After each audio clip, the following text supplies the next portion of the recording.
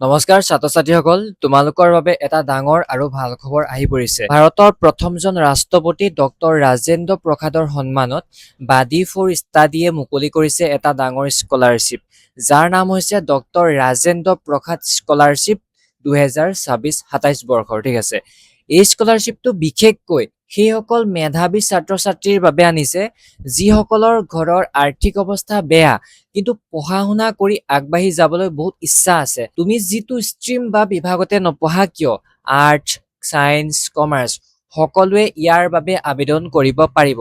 ইয়াৰ বাবে যোগ্যতা কি হ'ব লাগিব? তুমি 2026 চনত মেট্ৰিক পৰীক্ষা পাছ কৰা হ'ব লাগিব, নতুবা 2025 বা 26 বৰ্ষত হায়াৰ ছেকেণ্ডেৰীত উত্তীৰ্ণ হ'ব লাগিব। তোমালোকৰ পাৰ্চেণ্টেজ 65 থাকিব লাগিব মিনিমাম, তেতিয়াহে তোমালোকে আবেদন কৰিব পাৰিবা। এই স্কলাৰশ্বিপৰ মূল উদ্দেশ্য হৈছে যাতে কোনো এজন ছাত্ৰ ছাত্ৰীয়ে টকা পইচাৰ অভাৱত পঢ়া এৰিবলগীয়া নহয়। যদি তুমি চিলেক্ট হোৱা তেন্তে তোমাৰ কলেজৰ ফিজ বা খৰচৰ ওপৰত ভিত্তি কৰি একেলগে 30,000 টকা পৰ্যন্ত তোমালোকে স্কলাৰশ্বিপ লাভ কৰিবা। আমাৰ উত্তৰ পূব ভাৰত যেনে আমাৰ নৰ্থ ইষ্ট ষ্টেটবিলাক যেনে অসম, মেঘালয়, মণিপুৰ, ত্ৰিপুৰা, সেই যিমানখিনি আছে 8খন ষ্টেট, সেই 8খন ষ্টেটৰ ষ্টুডেণ্টসকলক বেছি প্ৰিফাৰেঞ্চ দিব। আৰু যিবোৰ জিলা অলপ পিছপৰা বা যিবোৰ উন্নতিৰ বাবে চৰকাৰে বিশেষভাৱে কাম কৰি আছে, সেই ঠাইবোৰৰ ছাত্ৰ ছাত্ৰীসকলক বেছি প্ৰিফাৰেঞ্চ দিব। গতিকে তোমালোকে পলম নকৰি এতিয়াই স্কলাৰশ্বিপটো এপ্লাই কৰিবা। যদি তুমি এলিজিবল হয়, আজি স্কলাৰশ্বিপটো এপ্লাই কৰা আৰু তোমাৰ লগৰবিলাকলৈ ভিডিঅ'টো শ্বেয়াৰ কৰা। তোমালোকে গুগলত চাৰ্চ কৰিবা doctor Rajendra Prasad scholarship 2026, search কৰিবা। প্ৰথমটো ৱেবছাইটত তোমালোকে আহি যাবা, তাৰ পাছত অকণমান দেৰি ৱেইট কৰিবা। ইয়াতে দেখিছা doctor Rajendra Prasad scholarship programme 2026-27, scholarship up to 30,000 টকালৈকে দিব। এবাউট দি প্ৰগ্ৰেম, এই কথাখিনি তোমালোকে চাবা, যিহেতু তোমালোকক মই অলপ আগতে ক'লোৱেই। তাৰপাছত ইয়াতে প্ৰথমটো হৈছে doctor Rajendra Prasad scholarship programme 2026-27 for class 10 pass student, যিসকল ছাত্ৰ ছাত্ৰীয়ে এই বৰ্ষৰ মেট্ৰিক পাছ কৰিছে তেওঁলোকৰ বাবে। ঠিক আছে, লাষ্ট ডেটটো হৈছে 31 জুলাই। ঠিক আছে, লাষ্ট ডেটটো হৈছে ডেডলাইন ডেট 31 জুলাই, যিহেতু আজি জুলাই 2 তাৰিখ হৈছে আৰু বহুত দিন টাইম আছে, তোমালোকে এপ্লাই কৰিব পাৰিবা। তাৰ পাছত বেনিফিটছ ইয়াতে কৈছে ওৱান টাইম স্কলাৰশ্বিপ পাবা তোমালোকে আপ টু 30,000 লৈকে পাবা। ছাত্ৰ ছাত্ৰীসকল, এই স্কলাৰশ্বিপটো এপ্লাই কৰিবৰ বাবে ডকুমেণ্টছ কি কি লাগিব? বহুতে এই ডকুমেণ্টছখিনি দিব নোৱাৰাৰ বাবে এপ্লাই কৰিব নোৱাৰে। এতিয়া তোমালোকক মই শিকাই দিম ডকুমেণ্টছ তোমালোকে কি কি দিব লাগিব আৰু কি কি নিদিলেও চলি যায়। ঠিক আছে, যিখিনি ষ্টাৰ মাৰ্ক দিয়া আছে, তোমালোকে যদি চোৱা ইয়াতে ষ্টাৰ মাৰ্ক দিয়া আছে, ষ্টাৰ মাৰ্কটো তোমালোকে আপলোড কৰিব লাগিবই। য'ত য'ত ষ্টাৰ মাৰ্ক দিয়া নাই, এইটো ধৰা লেটেষ্ট স্কুল কলেজ ফি ৰিচিভ, সেইটো ষ্টাৰ মাৰ্ক দিয়া নাই, সেইটো নিদিলেও চলি যাব। এতিয়া পাছপৰ্ট চাইজ ফটোগ্ৰাফী তোমালোকে দিব লাগিব, একপি পাছপৰ্ট চাইজৰ ফটো দিবা, ৰিচেণ্ট চাইজৰ। ক্লাছ 10ৰ মাৰ্কশ্বিটখন দিবা, ক্লাছ 12ৰ মাৰ্কশ্বিটখন দিবা। যদি তোমালোকে ক্লাছ 12 পাছ কৰা নাই তেন্তে তোমালোকে 10ৰ মাৰ্কশ্বিটখন দিবলৈ আহিব। তাৰ পাছত ইয়াতে কৈছে latest school college fees receipt, ইয়াতে ষ্টাৰ মাৰ্ক দিয়া নাই। যদিহে তোমালোকৰ ওচৰত কলেজৰ ফি ৰিচিপ্টটো নাথাকে তেন্তে তোমালোকে দিব নালাগে। যদিহে কলেজৰ এডমিশ্যনৰ ৰিচিপ্টটো আছে তেতিয়া তোমালোকে আপলোড কৰিবা। ঠিক আছে, তাৰপাছত college admission letter if applicable, এইটো তোমালোকে নিদিলেও হ'ব যিটো ষ্টাৰ মাৰ্ক নাই। তাৰপিছত বাকী তোমালোকে এইটো নিদিলেও হ'ব, ষ্টাৰ মাৰ্ক নাই। তাৰপাছত ফেমিলি ইনকাম প্ৰুফ হিচাপে ইনকাম চাৰ্টিফিকেট দিবা 2026 চনৰ, এইটো ষ্টাৰ মাৰ্ক দিয়া আছে।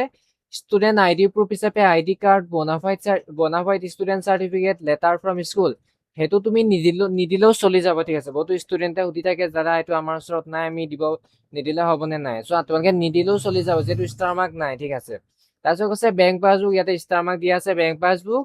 তাৰপিছত প্ৰিভিয়াছ ক্লাছ মাৰ্কশ্বিট, তোমালোকে যদি এবাৰ মেট্ৰিক পাছ কৰিছা তেন্তে 10ৰ মাৰ্কশ্বিটখন দিব লাগিব। যদিহে তোমালোকে এবাৰ 12 পাছ কৰিছা হায়াৰ ছেকেণ্ডেৰী তেন্তে হায়াৰ ছেকেণ্ডেৰী মাৰ্কশ্বিটখন দিব লাগিব। তাৰপাছত ইয়াতে কৈছে ফি ষ্ট্ৰাকচাৰ, সেইটো নিদিলেও হ'ব। হোম পিকচাৰ, এইটো কিন্তু ঘৰৰ পিকচাৰটো দিব লাগিব। এই আই ভিজন দেখিছা, তাত যদি চোৱা তাত ধুনীয়াকে লিখা থাকে share 4 to 5 clear photos of your house such as the front view, living area, kitchen, bedroom, study place or with your family. Please combine all images into a single PDF and upload. এই বস্তুটো তোমালোকে দিব লাগিব। 3খন বা 4খন photo তোমালোকে মাৰিবা। তোমালোকে ক'ত মাৰিবা চোৱা, তোমাৰ ঘৰখনৰ ফ্ৰণ্ট পেজটো মাৰিবা এটা, তোমালোকৰ কিটচেন এৰিয়াটো মাৰিবা, বেডৰুমটো মাৰিবা, তোমাৰ পঢ়া ষ্টাডিটো মাৰিবা, পঢ়া ৰুমটো মাৰিবা, তেনেকে 4-5খনমান ফটো মাৰি তোমালোকে এটা PDF-ত আপলোড কৰিব লাগিব। এইকেইটা ইম্পৰ্টেণ্ট ডকুমেণ্ট। ট্ৰেন্সজেণ্ডাৰ চাৰ্টিফিকেট নালাগে। যদি তোমালোকে 7X-ত কৰা, চোৱা ইয়াতে যিকেইটা ফিল্ড ইজ ৰিকুইন, য'ত ফিল্ড ইজ ৰিকুইন দেখাইছে সেইকেইটা ইম্পৰ্টেণ্ট হয়, মেণ্ডেটৰী হয়। বাকীকেইটা নিদিলেও চলি যাব, ঠিক আছে। ক'ত দেখাইছে?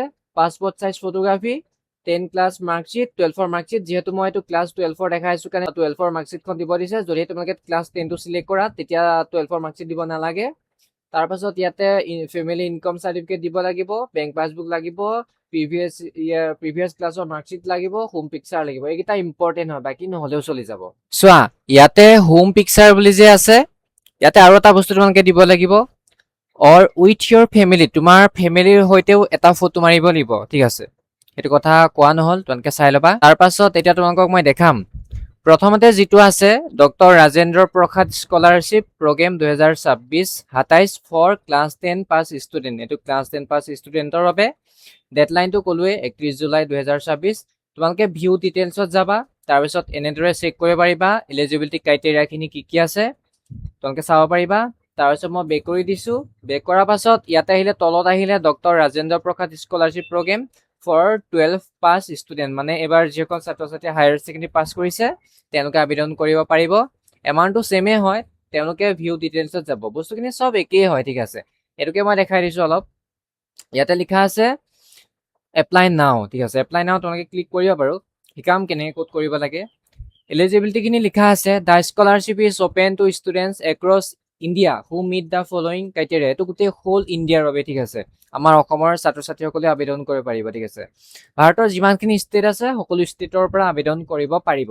ইয়াতে কৈছে student must have pass class 12 board exam in the year 2025 বা 26। ছাত্ৰ ছাত্ৰীসকলে হায়াৰ ছেকেণ্ডেৰী পাছ কৰা হ'ব লাগিব 2025 চন বা 26 চন, যিকোনো এটা বৰ্ষত হ'লেও হ'ব, ঠিক আছে। তাৰপাছত কৈছে applicants must have secure a minimum 65% mark in their previous class. তোমালোকে হায়াৰ ছেকেণ্ডেৰীত 65% মাৰ্কছ থাকিব লাগিব। এইটো ক্লাছ 10 পাছ কৰা খিনিৰ বাবেও আৰু ক্লাছ 12 পাছ কৰা বাবেও ছেম হয়, ঠিক আছে। তাৰপাছত কৈছে এনুৱেল ইনকামটো 8 লাখৰ ওপৰ হ'ব নালাগিব। তোমালোকৰ এনেও 8 লাখৰ ওপৰ নহয়, ঠিক আছে। প্ৰিফাৰেঞ্চখিনি কাক দিব? Student pass from government school. এইখিনি কাক প্ৰিফাৰেঞ্চ দিব? যিখিনি গভৰ্ণমেণ্ট স্কুলৰ পৰা পাছ কৰিছে তেওঁলোকক প্ৰিফাৰেঞ্চ দিব। প্ৰিফাৰেঞ্চ মানে তেওঁলোকক চিলেক্ট কৰিব। প্ৰাইভেটখিনিক কিয় দিব? প্ৰাইভেটখিনিত কমেই দিব, ঠিক আছে। ইমান সিহঁতৰ প্ৰিফাৰেঞ্চ নাই।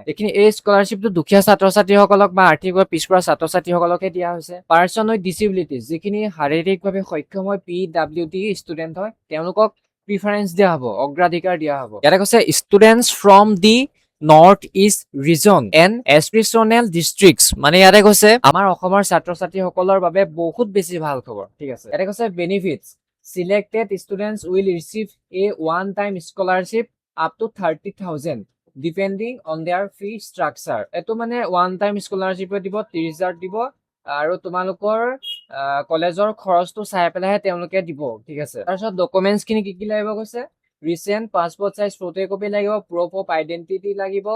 এই ভিতৰত যেতিয়া অনলাইন কৰিবলৈ যাবা তেতিয়া এই বস্তুকেইটাহে লাগে, ঠিক আছে। এই বস্তুকেইটাহে লাগিব। এইটো কথা এতিয়া নকওঁ, ইয়াতো তোমালোকে চাই ল'বা কি লাগে। বাকি হাউ টু এপ্লাই বুলি কৈছে, যিটো এপ্লাই নাও দেখিছা তোমালোকে, সেই এপ্লাই নাও তোমালোকে ক্লিক কৰিলে এপ্লাই কৰিব পাৰিবা। যদি ভিডিঅ'টোত 10,000 ভিউজ আহি যায় বা 5,000ও আহি যায় তেতিয়া মই এপ্লাই কৰা ভিডিঅ' দিম। যিহেতু মই স্কলাৰশ্বিপ ৰিলেটেড ভিডিঅ' মই লাষ্ট 2 yearsৰ পৰা বনাই আহিছো। তোমালোকে মোৰ আগৰ ভিডিঅ' চালে গম পাবা। সকল ছাত্ৰ ছাত্ৰীয়ে চেনেলটো ছাবস্ক্ৰাইব কৰিব আৰু লগৰবিলাকলৈ শ্বেয়াৰ কৰিব। যেতিয়া ভিউজ অলপ বেছি আহিব তেতিয়া মই এপ্লাই কৰা ভিডিঅ' দিম। যিহেতু বহুতে এপ্লাই কৰা ভিডিঅ' দিবলৈ টান পায়, বহুত দীঘলীয়া প্ৰচেছ আৰু বহুত টান আছে অনলাইন কৰাটো, ঠিক আছে। বহুত দীঘলীয়া প্ৰচেছ, বহুত ব্লাৰ কৰিবলৈ কষ্ট আছে, আৰু বাডি ফৰ ষ্টাডিত বহুত স্কলাৰশ্বিপ আছে। সেইবাবে চেনেলটো ছাবস্ক্ৰাইব কৰি থ'লে তোমালোকৰ বাবে বহুত ভাল হ'ব, ঠিক আছে।